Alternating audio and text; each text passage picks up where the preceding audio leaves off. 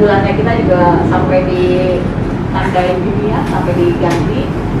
Ini sebenarnya harusnya ada ini sih kain-kain, cuman kain-kain sudah tidak direkomendasikan saat ini. Jadi kita masih mencetak stiker-stiker lagi karena yang kemarin itu rusak oleh karena pemakaian klorin gitu ya. Nah ini tahun 2020 nih sudah mulai beda cantik gitu.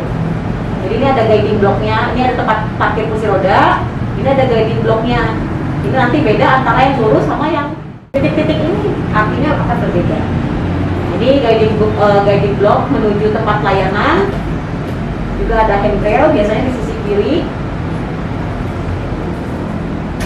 Ini farmasinya jadi biasanya nanti tunggu di sini ini guiding blocknya juga. Ini ruang farmasinya, jadi walaupun kecil tetapi jadi lebih enak gitu, lebih nyaman gitu pasiennya.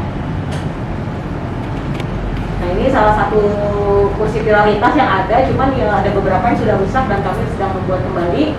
Ini untuk yang ke kamar mandi, ini sampai kamar mandi, kemudian ada handrailnya juga. Ini mungkin sama aja dengan disabilitasnya, karena disabilitas juga harus menggunakan handrail ya, jadi sama.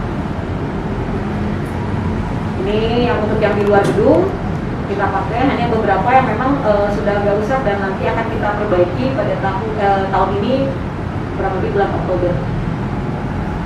Ini pada saat tahun 2019 karena memang tadi petugas banyak berganti-ganti, jadi kita ada refreshing gitu ya, refreshing. Saya nggak tahu kalau Dokter Siska udah itu juga. Dokter Siska itu salah satu yang tertinggal yang bisa bahasa isyarat, jadi biasanya nanti kalau berkomunikasi biasanya kita panggil dengan Dokter Siska. Jadi ada pelatihan bahasa isyarat dan sebenarnya adalah yang terpenting adalah etika berkomunikasi baik dengan teman tuli, kalau tuli itu pakai teman tuli ya namanya, kalau yang tunanetra dengan tunanetra itu belajar. Nah ini pada tahun 2019 peningkatan kapasitasnya adalah pemberian etiket menggunakan huruf braille tadi kepada pasien tunanetra oleh petugas farmasi. Tapi jangan lupa ditanyakan, memang dia bisa baca atau enggak, ngapain dulu dikasih hurufnya, ininya ada penggarisnya gitu untuk bikin bolong-bolong. Tapi sekarang kita udah punya, jadi kalau paracetamol tinggal ngambil aja paracetamol gitu, tinggal ditempel aja. Nah ini kegiatan-kegiatannya 2021 ya, ini ada swab. Kemudian di Wiataguna juga kita memberikan materi, ini pada PLS-nya. Ini vaksinasi COVID-19, karena di sini tidak memungkinkan untuk disabilitas, saya menjalankan kerjasama dengan dengan klinik Orasio Fide. Di situ tempatnya enak dan memang mereka mau gitu. Jadi selama vaksinasi COVID itu semua di klinik tersebut, walaupun tenaganya dari kita ya untuk ini. Jadi semua ditempatkannya di sentra vaksinasi. Jadi yang pertama di Kota Bandung, sampai akhirnya semua puskesmas juga bikin seperti ini.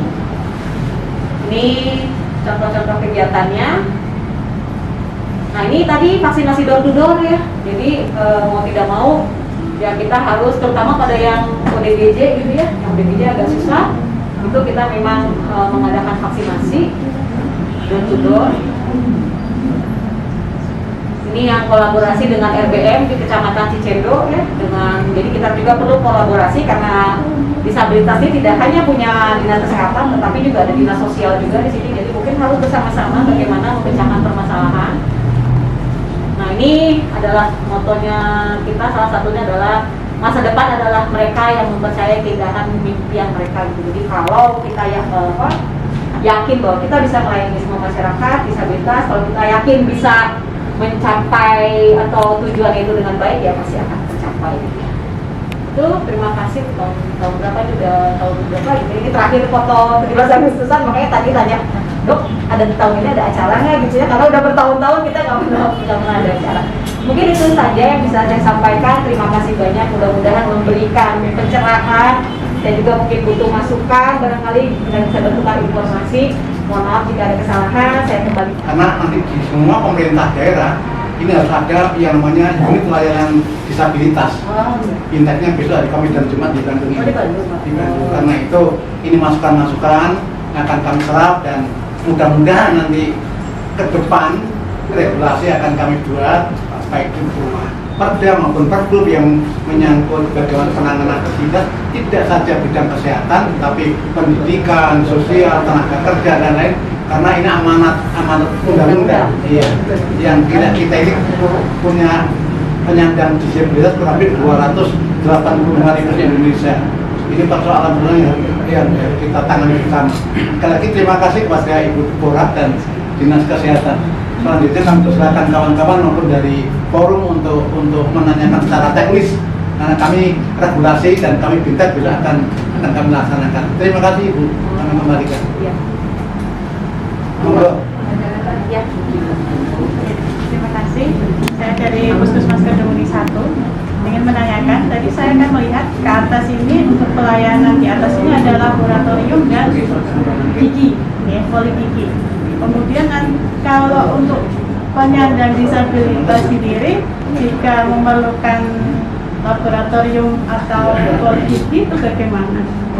Kalau untuk pelayanan laboratorium, pasti nanti kita bisa melayani di bawah. Sama juga untuk lansia yang bisa tidak memungkinkan, biasanya kita plebotomi di bawah. Tapi kalau untuk gigi mau tidak mau nanti kita ada helper yang memang membantu ke atas, gitu ya. Karena itu ini juga sudah perubahan tempat, karena sebelumnya kayak di atas. Jadi gigi di bawah, jadi akhirnya kita tukar supaya yang hamil itu juga enggak di atas gitu. Tadinya hamil sama MTBS itu di atas kayaknya sebelumnya. Jadi sudah semaksimal mungkin lah kita upayakan gitu. Ya masih gini-gini selanjutnya. Ya. Monggo yang lain. Ya, Assalamualaikum warahmatullahi wabarakatuh. Selamat pagi dan siang. Saya dari Forum Selasi Madani, Bu Dr. Deborah. Pertama yang kami sampaikan ucapan terima kasih atas penjelasannya dan penerimaan kami rombongan di tempat ini, dan juga kepada pimpinan Komisi 4 yang sudah bisa mengikuti dalam kegiatan ini. Dari penjelasan Dr. Deborah yang seperti disampaikan, ada beberapa hal yang ingin kami mohonkan penjelasan lebih. Yang pertama adalah tentang SOP. Nah, tentang SOP, kemudian tentang maklumat pelayanan, ya, terus perwal dan perda ini mohon nanti kami diberikan fotokopinya untuk pegangan kami selaku yang OMS yang bekerja sama dengan Kabupaten Pekalongan, khususnya dengan bidang kesehatan, khususnya lagi tentang puskesmas sama disabilitas. Karena di Kabupaten Pekalongan kami sudah melaksanakan piloting dan modeling 2 puskesmas, yaitu kebetulan kepalanya hadir Dr. Dina dan Maupun ini kami sudah menuju ke arah itu. Ya. Nah, kemudian sekarang ini kami dalam tahapan untuk melaksanakan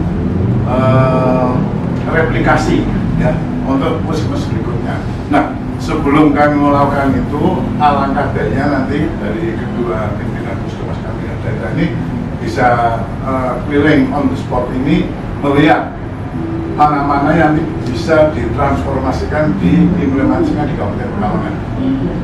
Kemudian berikutnya, sekilas tadi dari kami masuk ke ruangan ini, kami belum melihat ada tempat parkir khusus untuk penyandang disabilitas. Yang ada tempat parkir untuk kursi rodanya, tempat parkir untuk disabilitasnya. Kadang-kadang penyandang disabilitas kalau datang sini kan dengan motor yang dimodifikasi itu, ya, motor yang ada 3. Lah, ini saya lihat tadi kok belum ada tempat parkir untuk penyandang disabilitasnya. Apakah memang di luar ini atau memang belum ada? Kemudian tadi yang terakhir, masalah visi dan misi tadi tentang etika, ya. Tadi kami sangat tertarik dengan salah satu poin, yaitu dalam bidang responsif modality. Nah, dalam bidang responsif ini tentunya komunikasi menjadi hal yang sangat penting. Nah, oleh itu apakah di Puskesmas Pasir Kaliki ini sudah ada tenaga-tenaga SDM-nya yang memang ditugaskan untuk menerima para penyandang disabilitas dengan tidak bisa bicara. Nah, ini apakah ada tenaga khusus?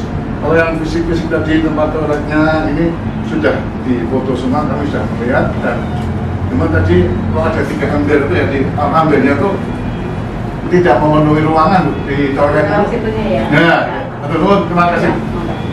Ya, jadi nggak lupa saya sedikit panjangnya, ya. Jadi kalau untuk perwal, SOP sama itu memang ada, ya, karena memang itu salah satu mengusahakan bagaimana puskesmas ini bisa jalan gitu, dan menjalankan kewajibannya atau keselamatan terhadap pasien juga dan menjaga mutu itu tentang hak asasi manusia. Terus yang kedua, untuk parkiran juga, parkiran kita memang tidak di sini karena memang penuh gitu ya, dan rata-rata memang kita datang ke sini tidak menggunakan kendaraan yang itu. Jadi biasanya ada satpam itu langsung melihat dan langsung menjemput gitu untuk jalan ke atasnya gitu. Jadi kalau misalnya parkiran itu ada di sebelah dan petugas yang mengatur keamanan di sana juga biasanya langsung mengarahkan seperti itu. Jadi memang tidak ada yang menggunakan karena tadi lahannya di kami itu memang cuma segini-gininya aja, jadi ya pasien kali ini, sedangkan pasien juga cukup banyak, hampir 200 ya, kita ya hampir 200 satu hari, jadi cukup banyak sekali gitu pasien. Dan memang kita memisahkan antara pasien yang infeksius dan non infeksius. Jadi nanti yang infeksius itu di bawah, di luar, yang non infeksius itu nanti ada di dalam gedung. Jadi memang harus memisahkan. Terus kalau untuk kultur, mangga nanti silakan tadi. Terus saya juga mohon maaf kalau di kamar mandi tadi ada 3 ember, nggak tahu itu ada ember apa lagi. Jadi mungkin ada yang petugas saya lupa untuk itu. Tapi kalau untuk yang petugas sendiri, ini dari tahun 2018-2019 ini ada beberapa yang memang sudah pelatihan ya, dari pelatihan. Jelasin yang pelatihan sama itu. Jadi dari tahun 2019 sejak kita masih direncanakan jadi puskesmas ramah disabilitas, beberapa dari karyawan kita sudah mengikuti pelatihan bahasa isyarat dasar. Jadi memang kalau untuk lanjutnya sih tidak ada. Paling untuk dasar dia untuk menyapa, untuk bagaimana caranya untuk mobilitas dari pasien yang netra seperti itu sih ada. Dan untuk mulai dari security sudah dilatih untuk tanggap kepada pasien disabilitas. Jadi untuk khusus helper atau petugas khusus memang tidak ada, tapi mulai dari security dan semua masing-masing pelayanan sudah punya dasarnya untuk bagaimana caranya melayani pasien disabilitas, tergantung dengan jenis disabilitas. Oh, contohnya ada saya syaratnya ada di safety briefing mungkin ya. Mau safety briefing aja coba. Bacain aja.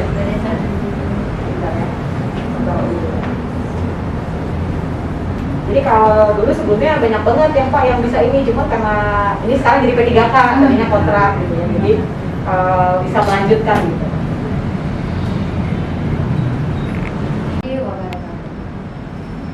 Selamat datang di UPT Puskesmas Kasihal. Nah, cukup. Nah. Oh iya. Ya, seperti itu ya Pak. Iya, kira-kira seperti itu. Ini juga ada. Ya, seperti itu. Ya, ada lagi Iya. Pak. Cukup ya? Satu lagi dari Kon. Langsung saja dok, pertanyaannya demikian tadi ketika kita melihat formasi kesehatannya ya, formasi tenaga kesehatan itu yang kami lihat di situ tidak ada ahli fisioterapisnya ataupun psikolog medisnya. Nah itu yang ingin saya tanyakan adalah itu juga termasuk dengan sinkronisasi data kunjungan. Pada saat data kunjungan per tahun itu ternyata ada beberapa yang memang katakanlah di situ ada mungkin autism atau apa gitu, apakah bisa dilayani di sini? Mengingat untuk treatment anak-anak tersebut kan seharusnya kontinu ya gitu. Nah ingin sekali gitu, ingin sekali kita tahu apakah di sini ada sudah langsung memang ada fasilitas poli rehabilitas rehab medis untuk ABK.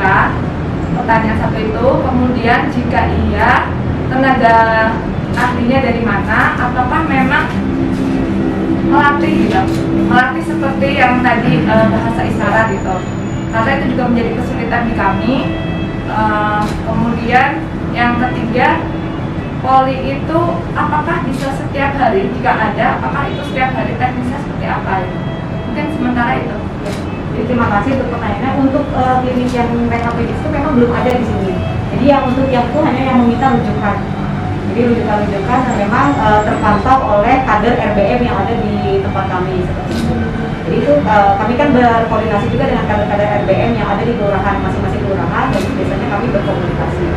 Nah kalau untuk yang psikolog juga itu memang baru tahun ini ada yang mulai magang gitu. Nah jadi untuk yang ke anak. Nah Cuman karena MOU-nya itu memang saat ini sedang dibuat lagi karena memang kemarin sudah habis masa kerjanya, jadi mungkin nanti ke depan, mungkin tahun depan mungkin tidak bisa saat ini, jadi nanti kita akan mengupayakan bagaimana kalau ada kasus-kasus yang memang membutuhkan penanganan di sini. Jadi dengan adanya pelayanan psikolog yang untuk medis terutama untuk yang anak juga, itu nanti akan membantu sekali bagaimana masyarakat mendapatkan akses pelayanan. Cuman kendalanya tadi ya tempat tadi di sini tuh gitu ya, jadi kalau mau pelayanan mau semuanya ada gitu. Cuman kita tetap prioritaskan kalau memang akses pelayanan itu memang masih mudah didapatkan rujukannya, itu pasti akan kita berikan rujukan dulu untuk sementara sampai nanti mudah-mudahan bisa ada di sini. Karena buat gudang aja kita udah susah punya gudang kemana-mana. Oke, berarti sementara kalau untuk yang tadi kan data disabilitas untuk intelektualnya kan cukup tinggi ya. Ya. Ini hanya 5 kelurahan data Ya. di Bandung loh ya. Ya. Artinya ketika di 5 kelurahan disabilitas intelektual anaknya tinggi, itu arahannya masuk ke rumah sakit semua kan? Iya, rujukannya yang kayak Suryakanti kayak gitu. Ada di sini ada rumah sakit rujukan yang memang untuk yang disabilitas. Ada berapa rumah sakit data kalau rumah sakit mungkin bisa dari yang terdata sejauh ini yang sudah sering MOU dengan yang sudah terlaporkan MOU Dedikes itu ada rumah sakit Hasan Sadikin, ada juga rumah sakit Immanuel, rumah sakit Advent, dan mungkin beberapa tapi belum ada yang baru itu. paling Suryakanti ya, Suryakanti karena memang khusus. Oh iya, disabilitas. kalau yang negerinya Yang Hasan Sadikin. berarti semuanya masuk ke rumah sakit ya? Iya, masuk ke rumah sakit. Itu yang klinik tumbuh kembang anaknya full Iya, di situ. iya. Artinya puskesmas ramah disabilitas, kalau yang saya pernah baca kan di situ ada layanan fisioterapis juga, Iya. kemudian ada layanan psikolog medis Iya, anak juga. iya. Berarti untuk Pasir Kaliki belum ada. Belum ada ya. Adakah puskesmas di kabupaten apa? Di Belum ada, Bandung? belum ada. Oh, belum Nah, ada. karena kita masih bagaimana dia mudah akses tadi, aman, nyaman seperti itu dulu, seperti ini gitu. Jadi itu yang pertamanya, karena untuk itu kan berarti harus menambah sumber daya, harus seperti apa nanti apa sih perjanjiannya atau seperti bagaimana gitu, itu kan nanti harus ada yang mengatur lagi barangkali ya untuk ini. Jadi kita menunggu kebijakan dari dinas kesehatan mau sampai sejauh mana puskesmas ini memberikan pelayanan seperti itu. Karena nanti kita kendalanya tenaga lagi gitu. Karena dari 41 aja begitu saya keluar gedung itu di sini udah tinggal sedikit habis orangnya. Karena pelayanannya lebih banyak ke masyarakat UKM-nya gitu. Ya, siap. Terima kasih ya. Ya, sama-sama. Ya gitu, Bu Dokter. Hanya hebat. Ya bisa disampaikan. Ya, artinya begini, kami masih jauh dari itu. Gedung-gedung kami tidak hanya dinas kesehatan, tetapi dinas-dinas yang lain gedungnya belum memenuhi standar disabilitas.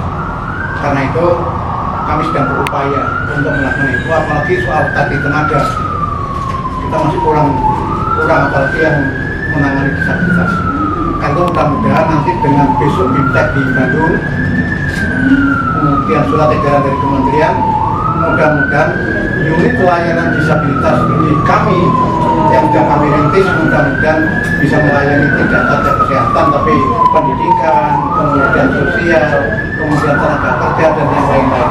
Jadi saya sangat terima kasih apa informasi yang disampaikan, akan kami tiru, akan kami bawa sebagai model untuk rapat di Kabupaten Pekalongan. Sekali lagi Kabupaten Pekalongan belum punya apa-apa, rumah sakit rujukan saja belum, apalagi yang lain.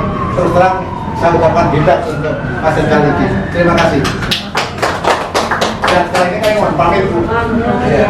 Suatu ketika kami akan datang lagi untuk melihat yang lebih detail. Oh iya.